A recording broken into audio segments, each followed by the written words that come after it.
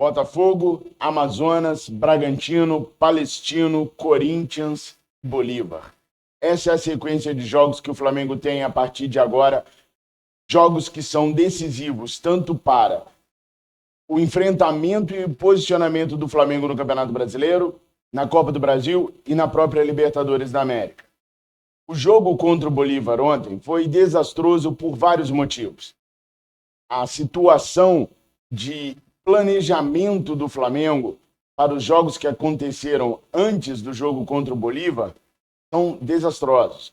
Planejamento do Flamengo visando o Campeonato Carioca a todo custo, de qualquer maneira, como prioridade máxima nesse começo de ano, causou um impacto negativo em cima dessa equipe, tanto fisicamente quanto psicologicamente. Muitos achavam que o Flamengo já estava pronto para ser campeão de tudo por causa da sequência de 20 jogos sem perder. 20 jogos sem perder significavam 13 jogos de Campeonato Carioca, ou seja, apenas 7 jogos fora do Carioca eram o que mantinham o Flamengo invicto. Eu sempre falei para vocês que a partir do início do Brasileirão era que a gente ia ver em que nível estava o time do Flamengo. E a gente está num nível bem abaixo daquilo que a gente esperava que a gente estivesse a essa altura do campeonato. Eu não culpo o técnico Tite por ter poupado os jogadores da altitude. E a palavra é essa, poupados. Pedro não tem lesão, Arrascaeta não tem lesão, Eric Pulgar não tem lesão, estão cansados. É importante a gente deixar isso bem claro, os jogadores estão cansados. Por que eu não culpo o Tite?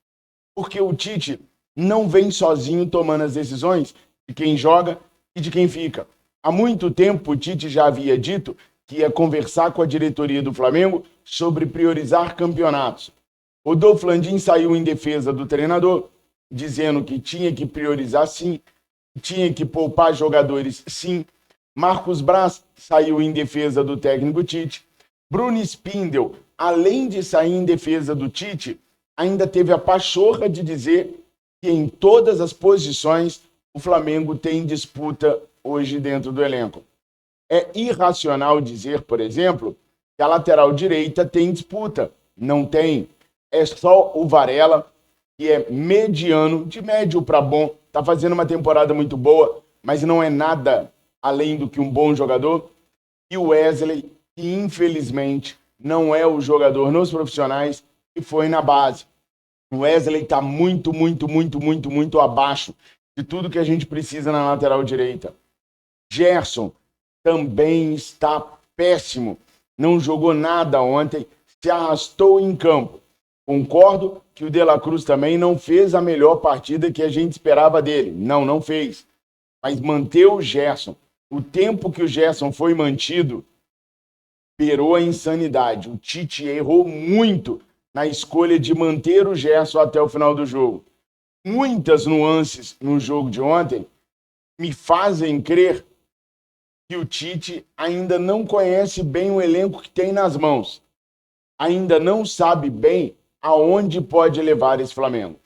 Há muitas pessoas hoje comparando o Flamengo que se arrastou na altitude com o Palmeiras que buscou a virada também na altitude, em cima de uma equipe muito mais bem preparada do que a gente enfrentou. Independente Del Valle é N vezes superior ao Bolívar. O que eu estou querendo dizer com isso? Que o Tite tem sua parcela de culpa, sim. Mas essa parcela de culpa vem também por uma pressão colocada em cima dele pela diretoria rubro-negra, quando se exigiu, por exemplo, que jogássemos, depois de ter feito 3-0 contra o Nova Iguaçu, com a força máxima para garantir um certame que só é importante por motivos políticos no final do ano. Mas hoje, dia 25 de abril, o Flamengo está completando 1 ano e 5 dias e não vence fora de casa na Libertadores. Ou seja, o buraco é muito mais embaixo e simplesmente a altitude que a gente enfrentou ontem. No dia 5 de abril do ano passado, nós perdemos para o Alcas por 2-1. Dia 4 de maio de 2023, empatamos com o Racing na Argentina. 1-1. No dia 24 de maio, conseguimos empatar com o Ñublense, no Chile, 1-1 também. No dia 10 de agosto, o Olímpia surrou o Flamengo por 3-1. No dia 2 de abril, já nessa temporada, empatamos com o Milionários, 1-1. E ontem, perdemos para o Bolívar por 2-1. São 6 jogos perdendo ou empatando fora de casa. São 4 derrotas e 2 empates. São 11 gols sofridos. Uma média, pessoal, de quase 2 gols sofridos por jogo fora de casa. 1,83 para ser mais exato. Apenas 6 gols marcados. O histórico do Flamengo recente na Libertadores mostra que a gente tem muito que evoluir. Os gols que o Flamengo sofreu ontem não foram gols de prejuízo de altitude, não. Foram erros individuais dos nossos atletas. Tite errou também escalando 3 zagueiros. Treinou-se muito pouco com 3 zagueiros. Não funcionou Fabrício Bruno aberto na direita, Davi Luiz centralizado e Léo Ortiz pela esquerda. O Rossi falou, inclusive, que eles treinaram muito um jogo aéreo durante a semana.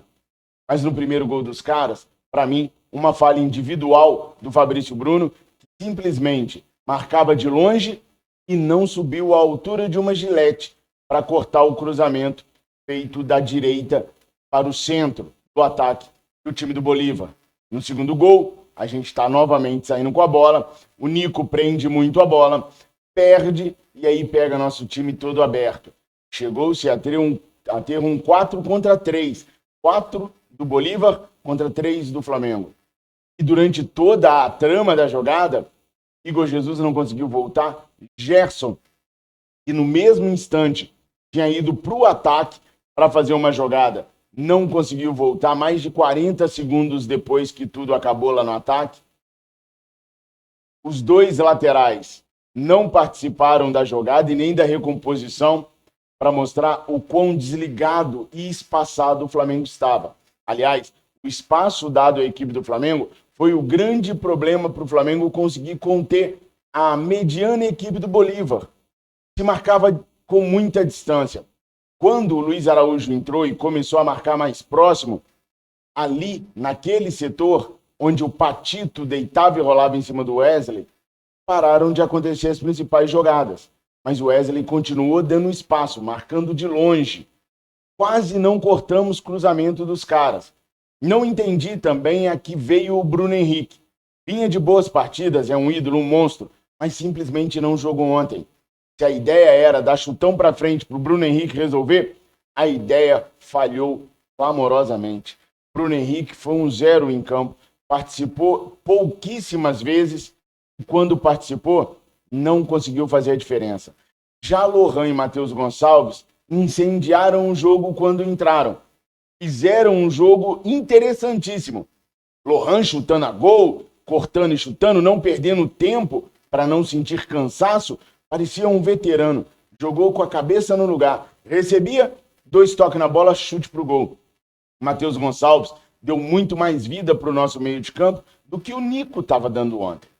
E isso prova que o Matheus Gonçalves tem bola e tem intensidade sim para estar na equipe do Flamengo.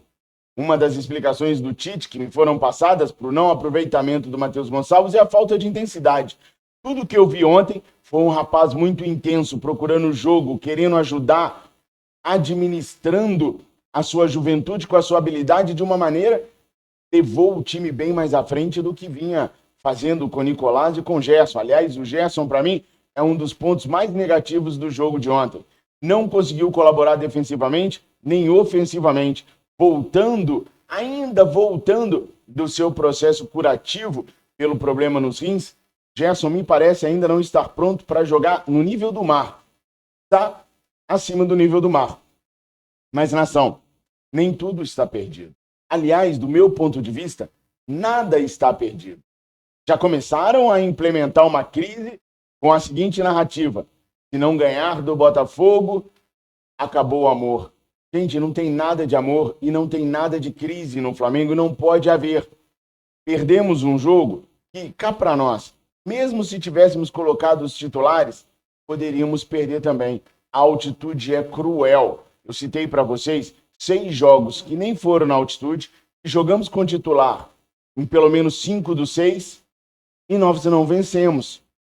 Então não havia garantias que nós venceríamos na altitude, ainda que estivéssemos com a equipe titular. O Flamengo busca agora o número mágico. No ano do falecimento do Zagallo, o número 13 se tornou importante, não só para o Flamengo conseguir a sua classificação, mas também para conseguir a classificação em primeiro lugar no grupo. Para isso, precisamos contar que o Milionários vai pelo menos empatar com o Bolívar, jogando nos seus domínios, o que não é nada difícil. O Bolívar, quando não está na altitude, é um time raso, é um time frágil. O discurso estava bem ensaiado, pessoal. Todos os jogadores falaram depois do jogo sobre ganhar os 3 jogos em casa e alcançar os 13 pontos. Ou seja, é algo interno do Flamengo, o planejamento que está sendo feito às nossas vistas mal e porcamente, mas o planejamento existe. E os caras meio que já contavam com a derrota na altitude. E estão procurando os 3 pontos dentro de casa.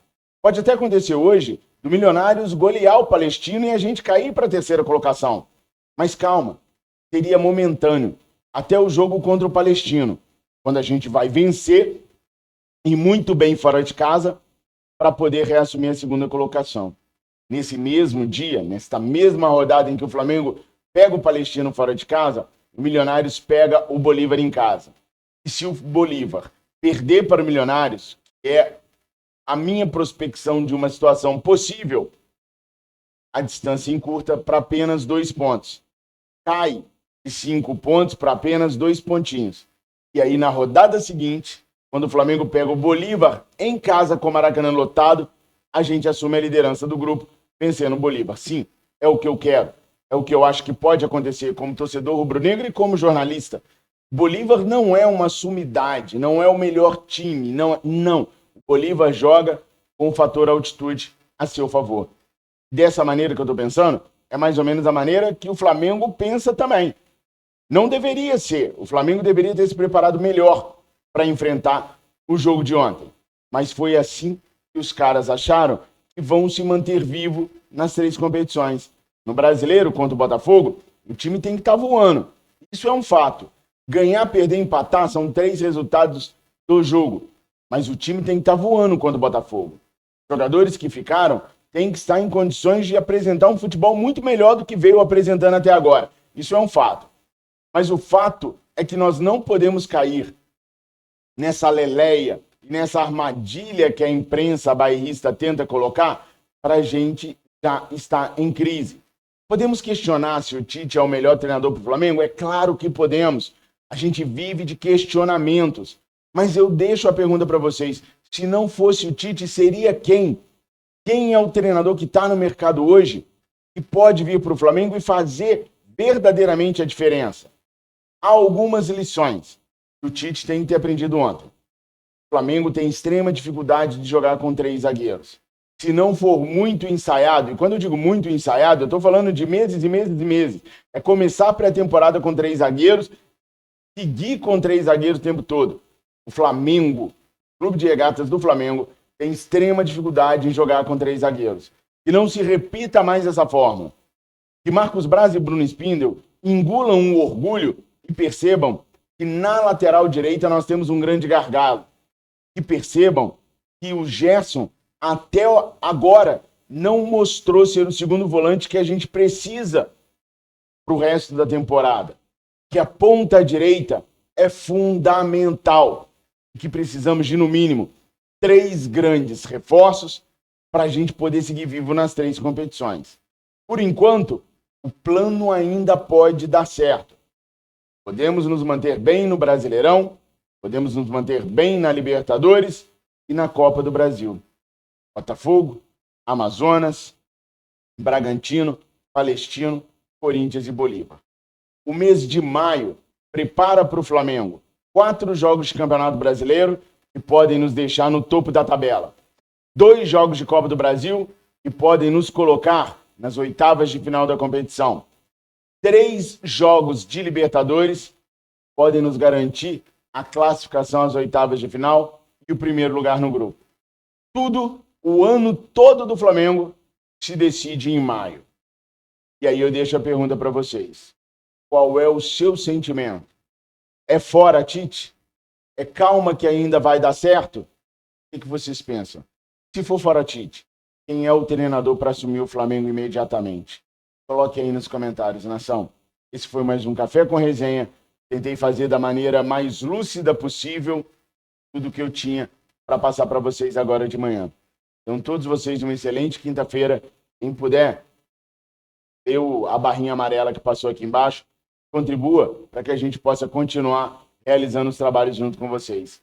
Se inscreva, 3 Cs, curta, comenta e compartilha. Tamo juntos, eu amo vocês, fiquem com Deus. Saudações, Rubro-Negra. Urubu guerreiro, o meu canto é pra você, Flamengo.